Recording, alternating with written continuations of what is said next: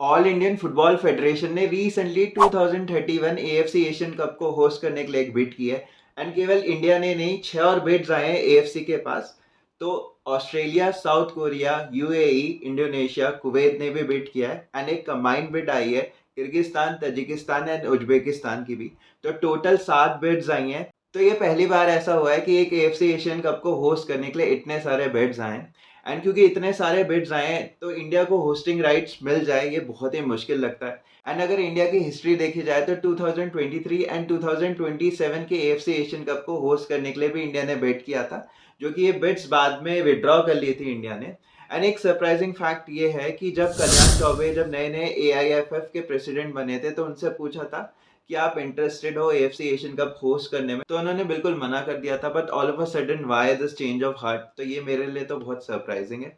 And definitely अगर AFC Asian cup 2031 के hosting rights India को मिल जाते हैं तो India as a host nation directly qualify कर लेगी। बट बात आती है मुद्दे की, तो इससे इंडिया का क्या फायदा होने वाला है? देखो भाई, इससे इंडियन फुटबॉल का डायरेक्टली तो कुछ फायदा होने नहीं वाला है। अंडर 17 फीफा वर्ल्ड कप भी हमने होस्ट किया था। एंड 2016 का एएफसी एशियन कप भी हमने अंडर 16 जो था हमने होस्ट किया था। एंड तब ऐसी बहुत अटकलें आ रही थी कि भाई ये सब करने से ना हम एक फुटबॉलिंग वर्ल्ड पावर बन जाएंगे, हमारे फुटबॉल बहुत ग्रो होगा। बट ऐसा कुछ हुआ नहीं था।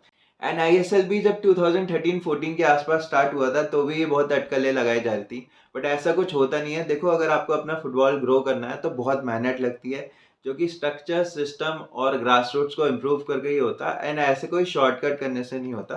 देखो, मैं ये नहीं कह रहा कि आप एएफसी एशियन कप को होस्ट मत करो, ऑफ कोर्स आप करो। एंड अगर इंडिया में मैचेस होंगे तो भाई मैं खुद ही अपनी टीम को सपोर्ट करने के लिए खुद जाऊंगा स्टेडियम में।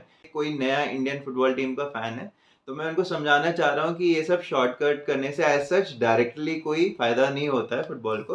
बट ऑफ कोर्स दुनिया में आपकी एक सॉफ्ट पावर बढ़ती है तो डेफिनेटली ये उसका एक बहुत बड़ा फायदा है। तो बात करते हैं अब हम सीधे आईएसएल की। एक बार फिर से मोहन बगान ने बेंगलुरु एफसी को 2-1 से हरा के फिर से एक बार आईएसएल ट्रॉफी फिर से अपने नाम कर लिया। एंड मैं बहुत सरप्राइज था मैच के स्टार्टिंग में, क्योंकि भाई मोहन बगान इतनी बड़ी टीम, सारे इंडियन प्लेयर्स उसने ही भर रखे हैं, क्वालिटी प्लेयर्स, इतने एक्सपीरियंस फॉरेन प्लेयर्स हैं। बट जो उनका अप्रोच था ना स्टार्टिंग में, उनका थोड़ा इंटेंट में मेरे को कमी लगी।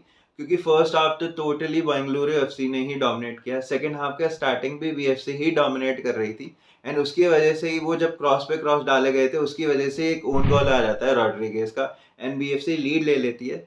बट देन उसके बाद साहल और आशिक के आने के बाद से धीरे धीरे धीरे मोहन बगान गेम के अंदर आने लगते हैं। अनफॉर्चुनेटली मोहन बगान के लिए उनको एक पेनल्टी मिल जाती है जिसे जेसन कमिंग्स कन्वर्ट कर देते हैं। एंड इसके बाद से बेंगलुरु एफसी के प्लेयर्स धीरे धीरे धीरे थकने लगते हैं। एंड इसी थकान का फायदा उठा के मैकलेरेन 96 मिनट पे सेकंड गोल मार के टाई को यहीं पे खत्म कर देते हैं। चलो कोई नहीं, ये तो फुटबॉल है, ऐसा होता रहता है। तो congratulation to all the Mohun Bagan fans and very hard luck to BFC fans. ये तो फुटबॉल है, ये सब होता ही रहता है। एंड अगर आप मेरे चैनल पे नए हो और अभी तक आपने सब्सक्राइब नहीं किया तो प्लीज मेरे चैनल को सब्सक्राइब कर देना। एंड मैं मिलता हूँ आपसे बहुत ही जल्द एक और वीडियो के साथ।